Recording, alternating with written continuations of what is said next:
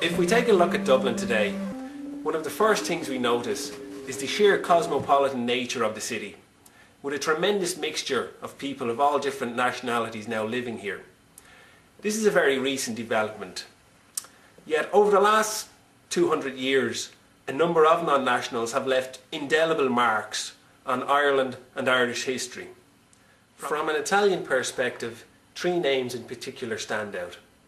In 1802, a boy from Lombardy came to Ireland to become the pioneer of Irish transport and postal services by road. We also have Guglielmo Marconi, the world-famous Italian scientist whose mother was Irish and whose first wife was also Irish. And our trio is completed by Joe Nannetti, who was a printer, a trade unionist, a politician, and ultimately elected Lord Mayor of Dublin twice. Nannetti's father, of Italian extraction, was a sculptor, which is not surprising because in the early 19th century there were many Italians living in Ireland, working in such specialised fields as sculpture, stucco art, education, music, architecture and entertainment. And Joe grew up in a very exciting and romantic time for Ireland, as a movement towards independence was growing stronger. At the same time, literary giants such as James Joyce, W.B. Yeats, George Bernard Shaw and Oscar Wilde ensured that Irish writing was known on a world stage. Archival references about Nannetti are to be found in Dublin City Council's libraries. One of these libraries, in Pearse Street, preserves some interesting documents about this unique character. The Nannetti family are recorded in Dublin from the 1830s, and they operated first of all in Church Street, a premises quite near to St Andrew's Church, which is now the Dublin Tourist Office. By 1843 they had moved to Great Brunswick Street, which is now Pearse Street. It's interesting that the family started off by calling themselves James Nannetti, model maker, figure maker and statue maker. However, by the time they had moved to Great Brunswick Street, they had reverted to the original Italian, Giacomo. Now, whether that was because they felt that an Italian sculptor would command more business, have more respect, we don't know.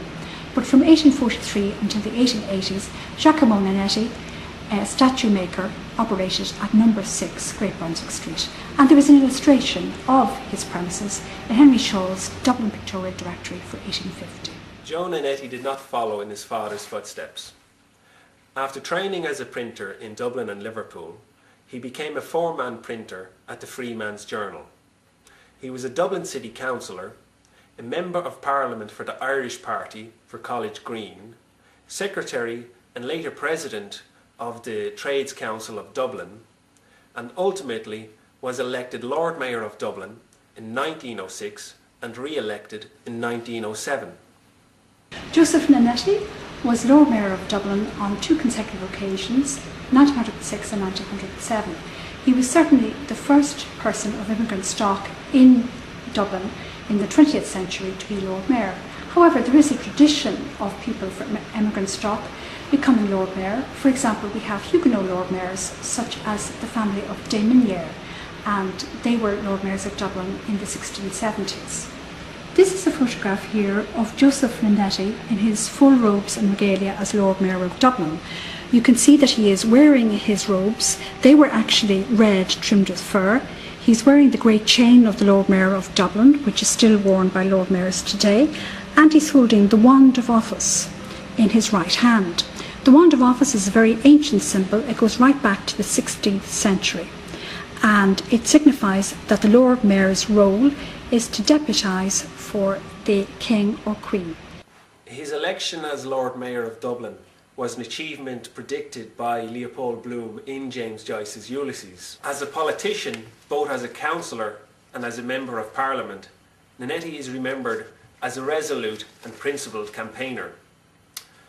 In one particular case, we have some documents referring to a question raised by Nannetti in 1904, which refers to the distribution of playing areas in the Phoenix Park.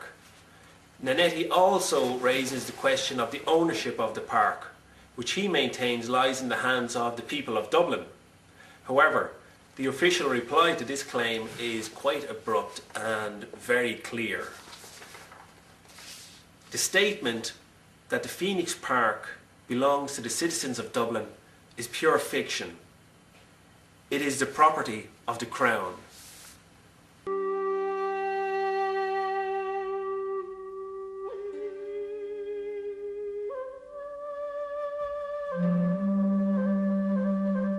Apart from the various offices he held, the name of Joe Nannetti has been immortalised by James Joyce in Ulysses, who mentions him both as a printer and a politician. Most interesting is the episode in which Bloom goes to place an ad in the Freeman's Journal, and there he meets Nannetti and his fellow worker Tony Caprani. The Freeman's Journal was actually the oldest newspaper in Ireland, predating the Irish Independent. In Dublin, there is no better place than the Print Museum to recreate the working ambience of this encounter.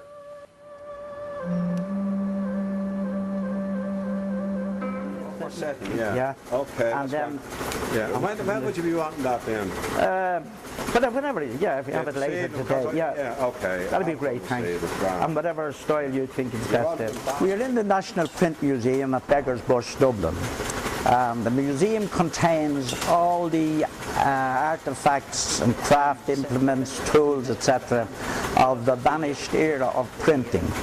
And we have here, and are very proud of, I'm standing beside this lino machine, which is the type of machine featured in this book where Joe Nannetti is giving instructions to the operator, and it was the type of machine that was used in the Freeman's Journal in that famous passage where Leopold Bloom enters the print office to place an ad with Mr. Nannetti and his fellow worker Menotti Caprani, who was my grandfather. And my grandfather, Menotti or Tony Caprani, or as Joyce mistakenly did it in his notes, he spelt it Caprani, C-U. And I understand in his original notes it still remains there, but I think that was a kind of a Dublin pronunciation of Caprani. My great-grandfather was in the printing industry. My father wasn't, but my uncles and brothers were.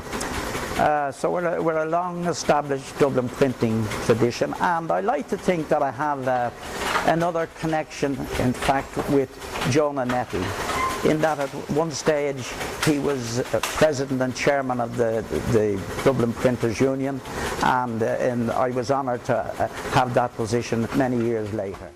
In the heart of Georgian Dublin stands a magnificent mansion house, official residence to the Lord Mayors of Dublin in recent times.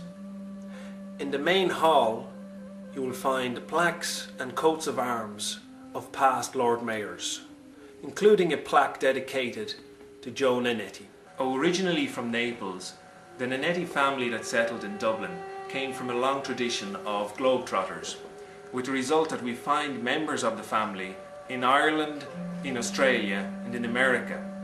Paul Nannetti, who lives in Dublin, is one of the 4 surviving great-grandchildren of the famous Joe, and now remembers his great-grandfather with a great deal of respect. So my name is Paul Nannetti. I'm one of 4 great-grandchildren of Joseph Nannetti, who were born in Dublin. Only 2 of us live here now, 2 have emigrated. The Nannettis originally came to Dublin from Naples. 2 brothers came at the turn of the 19th century. They were stucco plasterers coming to work on the building boom in Dublin at that time. One stayed and married, I believe, an Irish woman and opened a shop in Brunswick Street, a sculpture shop. The Nannettis clearly came a long way to live in Dublin, but they have left behind a tradition of globetrotting. Of my father's 7 siblings, 4 of them emigrated or went to live abroad, and of his children, 3 went to live abroad, and I myself have come back recently. To my knowledge, we are the 4 surviving great-grandchildren, together with 1 lady living in New Jersey. I'm only aware of 5 great-grandchildren. So the legacy of or what it means to be a Nannetti living in Dublin, obviously it's an unusual name to have, and you can't forget the tradition and the history. I don't think any of us feel particularly Italian. My father looked very Italian, very swarthy and dark-eyed, but I often feel the only Italian I have is in my little finger. Although we do have a sense of the legacy of our great-grandfather. Coincidentally, I was a member of the Irish Labour Party here for a few years, and an active interest in politics and in the broader society.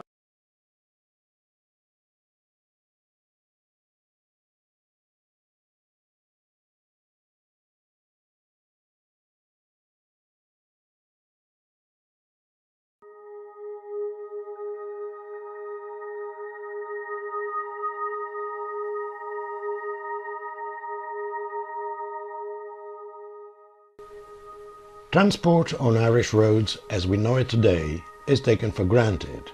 Yet, if we go back to the beginning of the 19th century, we find that it was an Italian, the initiator of a network of horse-drawn coach service in this island for the transportation of people, goods and mail.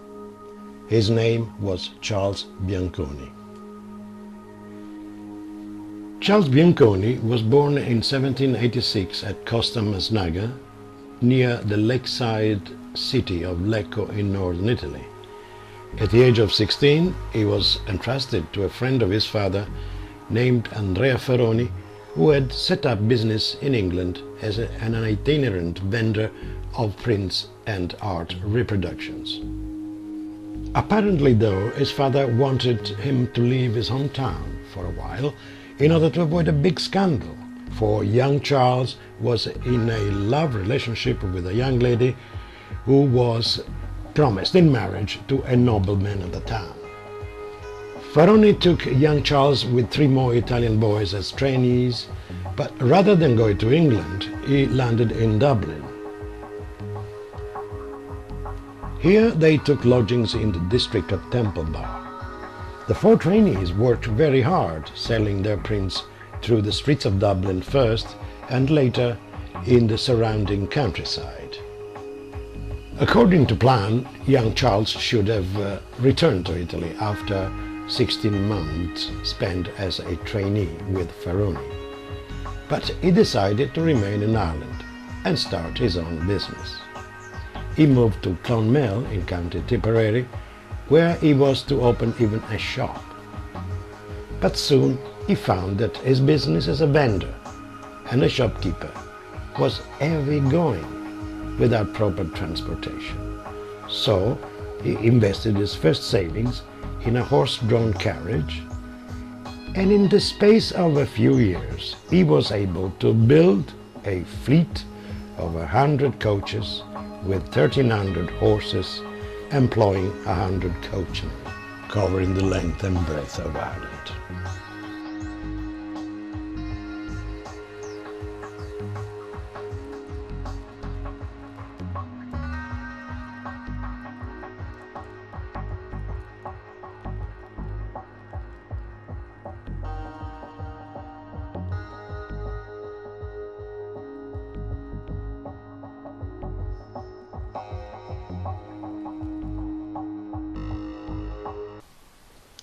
By transporting goods and people, and with his fleet of carriages and coaches, Charles Bianconi was the real initiator of transport on Irish roads as well as postal service all over Ireland.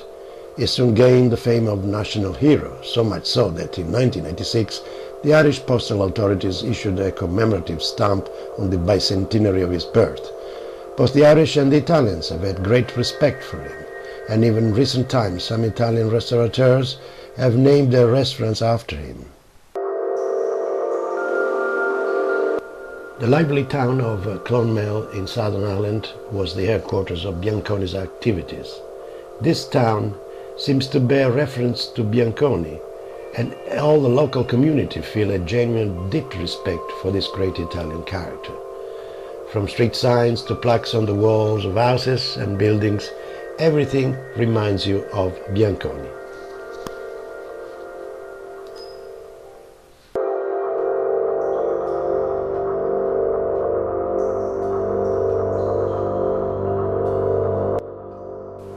His head office was where Ern's Hotel is today in Clonmel, as the main terminal of his entire network was in Waterford, where the Granville Hotel is now.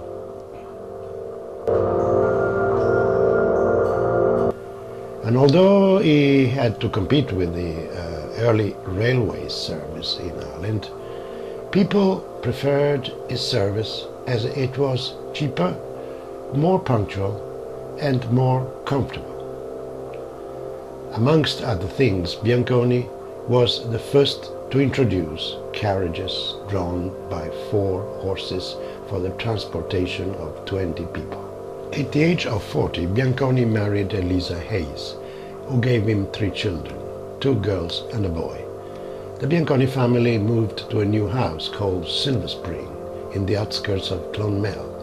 In 1844, after acquiring his citizenship, the well-respected Bianconi was elected Lord Mayor of Clonmel and re-elected the following year. Still hanging on the walls of the local town hall are prints and portraits remembering Bianconi.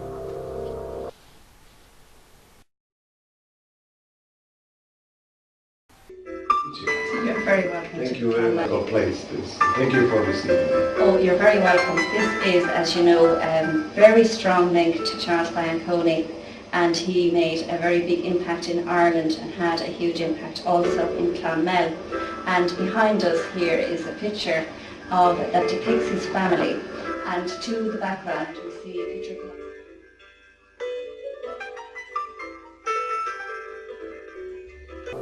Subsequently, in 1846, the Bianconi family moved to another house called Longfield House.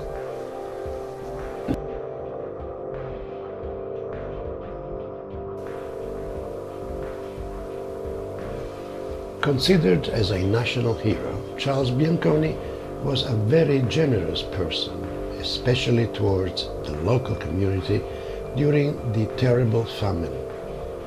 As to returning to Italy, he did not go even when his father died, but went on a grand tour of Italy with all his family in 1851. Italian immigrants in Ireland were never involved in politics. Bianconi was an exception. He was a great friend of Daniel O'Connell, whom he helped a lot in his campaign for Catholics' emancipation. Some tragedies hit the Bianconi family due to the premature death of one of his daughters, Catherine, at the age of 25, and of his son Charlie at the age of 32. Subsequently, Bianconi decided to dissolve his entire operation, entrusting it to his agents and employees. In 1867, he had a serious accident falling from a horse, and 8 years later, at the age of 89, he died following a heart attack.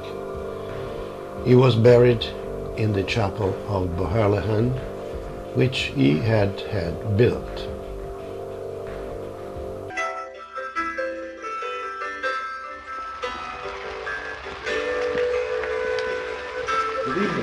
Good evening to you. You are very welcome indeed. Thank you very much for this evening. Thank you. So this is the chapel. This is the resting place of Charles Bianconi and his wife. And there are 3 vaults underneath where we're standing here. In one vault you have, and then you have his children and some relations in the second vault, and then the third vault is in. This chapel was built in 1857, and this is the monument to his daughter Catherine. Also then, of course, built the house where I live, and he said, I'm building a house for the parish priest, the parochus of Boherlahan, while there is a parochus. And I believe he was a great help to people during the famine. Absolutely, and he really was very helpful and was very well liked by good looking. And then he provided a little burial place, or at the outside you'd see the burial ground for the people who walked. The story goes that a few minutes before his death, all his close friends and family members were gathered at his bedstead. when suddenly they all heard the sound of galloping horses on the gravel below. They all went to the windows, but saw that there were no horses, and that the front gate was still locked. It was as if his 1,300 horses had come to bid farewell to the great man before he died. One doesn't know whether this is true, but as they say in Ireland, there is no point in spoiling a good story for the sake of the truth.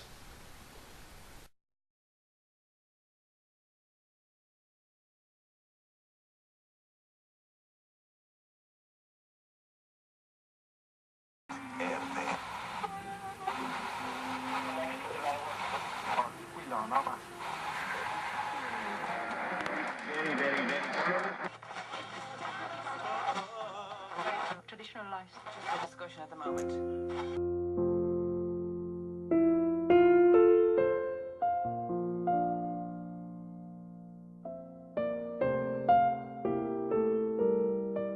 One cannot imagine anyone turning on a radio today, be it an old or an ultra-modern set, without remembering Guglielmo Marconi, its inventor.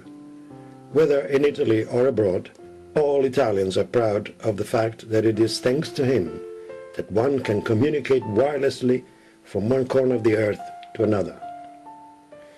But there is no country better than Ireland that can claim stronger ties with Guglielmo Marconi. For Ireland gave birth to Guglielmo's mother and to his first wife.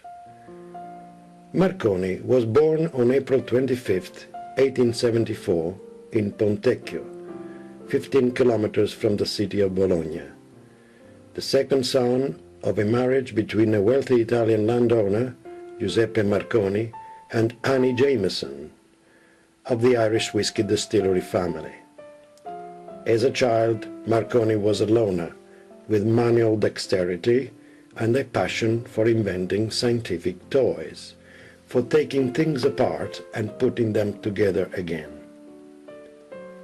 Unlike his older brother Alfonso, Guglielmo was a taciturn young man who spent hour after hour in the loft of his house, Villa Grifone, constructing and experimenting with strange gadgets, using pieces of wood, wires and glass vials. His father Giuseppe was quite worried about him, but his Irish mother Annie encouraged him in his experiments and in learning English and reading the Bible. But it wasn't only the Bible that the young Marconi read. He was also interested in reading scientific magazines, which his cousin Henry Jameson Davis sent him from London. His intense interest in electromagnetism and the possibility of wireless communication became his obsessive fascination. He was energized by other wireless explorers, particularly Faraday, Hertz, and Maxwell. He started experimenting within a few yards in his attic, increasing to a few hundred yards in his backyard. No scientist thought there was any commercial viability to his pursuit, but Marconi, who had a head for business too, proved them all wrong. When in 1895, at the age of 21, following laboratory experiments at his father's country estate at Pontecchio, he succeeded in sending wireless signals over a distance of 1.5 miles, his destiny to greater things was well assured. From that moment on, Marconi's transmission experiments multiplied, covering locations on the 4 corners of the world. He had discovered and developed the concept that wireless waves were not affected by the curvature of the Earth, and this was the turning point towards radio transmissions as we know them today. With radio, the world became smaller and safer, more varied and open for every set of ears. Marconi's private life was to some extent a roller coaster of emotions. from his first wife Beatrice O'Brien, daughter of an Irish lord, he had 3 children, but the marriage came to an end with an amicable divorce in 1924. In 1927 he married Italian Countess Maria Cristina Bezzi Scali, from whom in 1930 he had a daughter called Elettra. Elettra was also the name he had given to his yacht, which he used as a floating experimental radio station. Marconi was simply adored by Maria Cristina and his lovely daughter Elettra, who unfortunately could enjoy her father's affection for a short time, for Marconi died when she was only 7. Reading a book entitled Marconi, My Beloved, written by Maria Cristina and edited by her daughter Elettra, one gets the distinct feeling of this great love. This carefully documented and quite moving book traces the highlights of Marconi as a scientist, husband and father. In 2003, Elettra, Marconi's only surviving child, summed up the importance of her father's achievements in an interview to Italian radio in Rome. Preferisco così parlare anche dei primi anni della gioventù di mio padre, quando lui ha avuto questa grande ispirazione di usare le onde elettriche. I would like to talk about my father's very early years, when he had the great idea of using electric waves for the benefit of mankind. He was fascinated by the subject of electromagnetism and made experiments all by himself. Studiava moltissimo nella villa dei genitori vicino a Bologna, in campagna, a Villa Grifone. He studied a lot in Villa Grifone, his family home. He studied mathematics, physics, chemistry, and made experiments with and created gadgets using rudimentary things. Pratico, lui era creativo e aveva sempre questa forte spinta. But he was a very practical and creative man, and he always felt the urge to save human lives by transmitting signals which might inform people and call for help, especially at sea, where he saw so many ships without any contact with the mainland. He was quite concerned about this, and by working very hard since his early teens, at the age of 21, he achieved just that.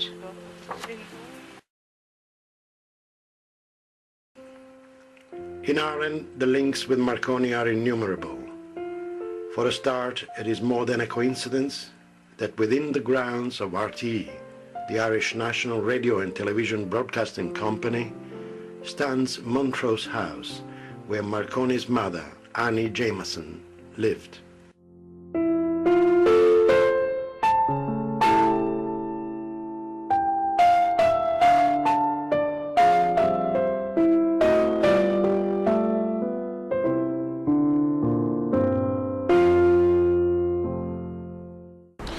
My name is Brian Lynch. I'm an archivist here with RTE, the Irish National Broadcasting Service. I'm standing here on sacred ground with regards to Marconi, because behind me, Montrose House, part of our headquarters, is where Annie Jameson lived, the mother of Marconi. Many remember that in 1898 Marconi, after successful demonstrations of his system in England, travelled to Dublin for the annual Kingstown Regatta in Dunleary Harbour, where he demonstrated the practical value of wireless communication. Marconi installed a wireless transmitter on board a tugboat, the Flying Huntress, and he transmitted the progress of the boat race in Morse code for the benefit of the Daily Express newspaper, which printed the results in a special edition. 3 years later, at the beginning of the new century, in the year 1901, 2 coastal wireless stations were established in Ireland, one at Crookhaven in County Cork and the other at Rosslare in County Wexford. These 2 stations were located on the southern edge of Ireland, but before long Marconi's interests and stations in Ireland were dotted all around the coastline. It is important to remember that in 1912 messages from the doomed Titanic were received by an Irish radio officer in a distress situation, and although many died, without Marconi's equipment almost everyone would have perished. In 1916, thanks to Marconi's invention, the Irish Republicans broadcast a call to arms from the General Post Office in Dublin, which they had seized during the Easter Rising attempt to secure independence from the London government. This wireless broadcast on April 25th and 26th, 1916, is claimed by the Irish as the first wireless broadcast in the world. There is one place, Clifden, on the western coast of Ireland, that has arguably the strongest links with Marconi.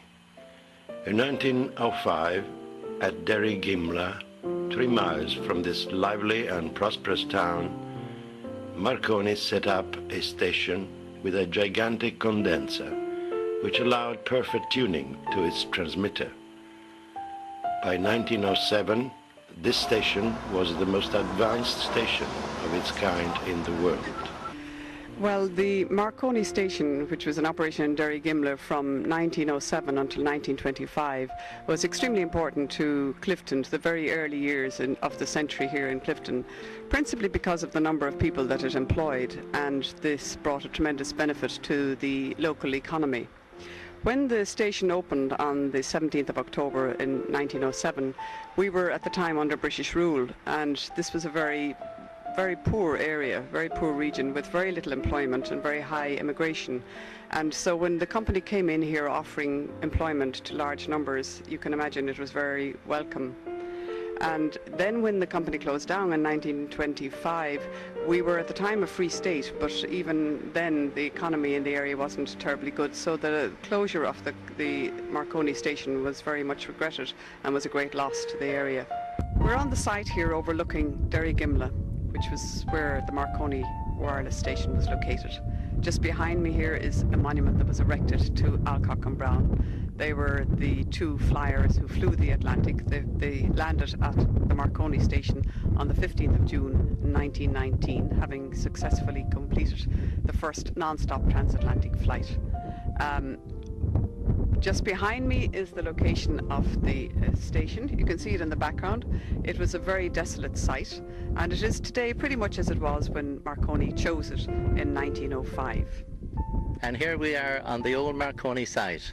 Now, I have a great affection for Marconi because both my father and grandfather worked at the old Marconi site, and they started there in 1905, and they worked up till the very end, 1922.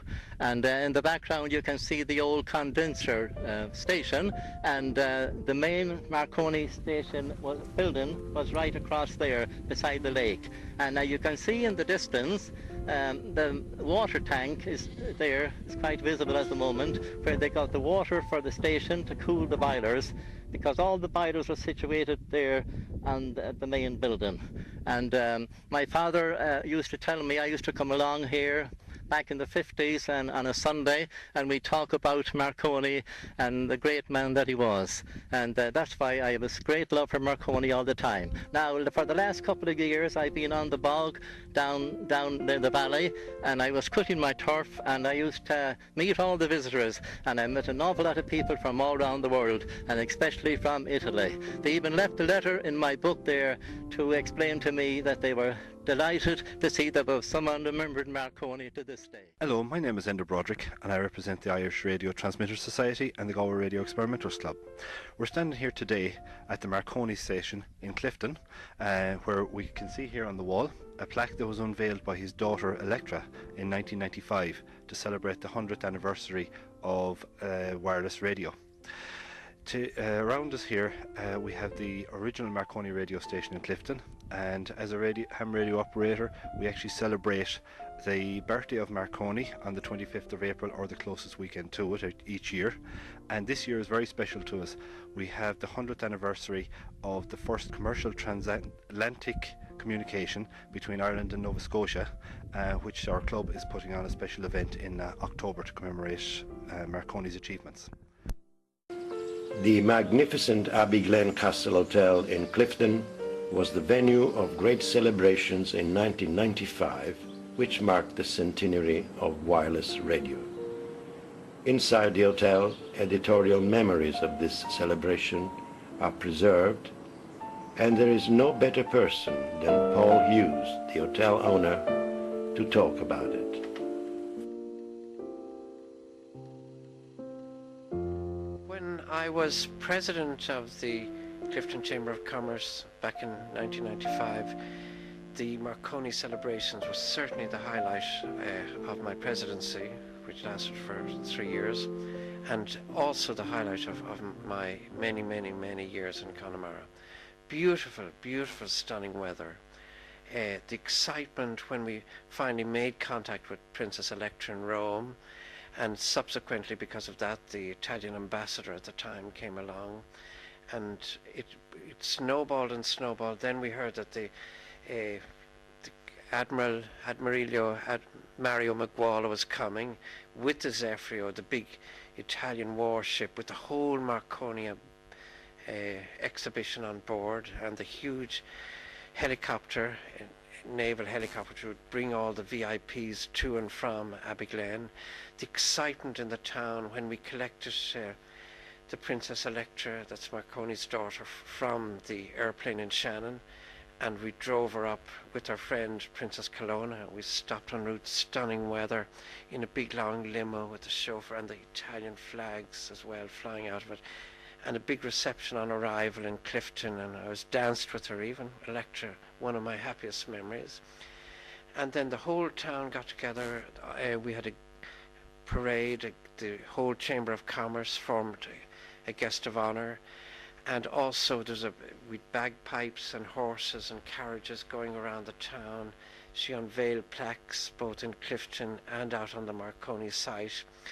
We danced and celebrated all night long. She did various interviews from her room overlooking Clifton and the village. We're so proud of our huge claims to history that Marconi made us first transatlantic link from Clifton to Cape Breton in Canada. From here we arranged, as President of the Chamber of Commerce, arranged for Marconi's daughter Electra to go in and meet with lots of people in Galway over various functions. 4 major functions in Galway. The first was she met the radio ham, the amateurs learning to do radio. Then on one other evening we had her in at the GMIT, that's the university dealing with this radio technology, and she made a huge presentation here, brought the show down. And also we brought her to City Hall. She's made guest of honour and conferred on with great honours and things.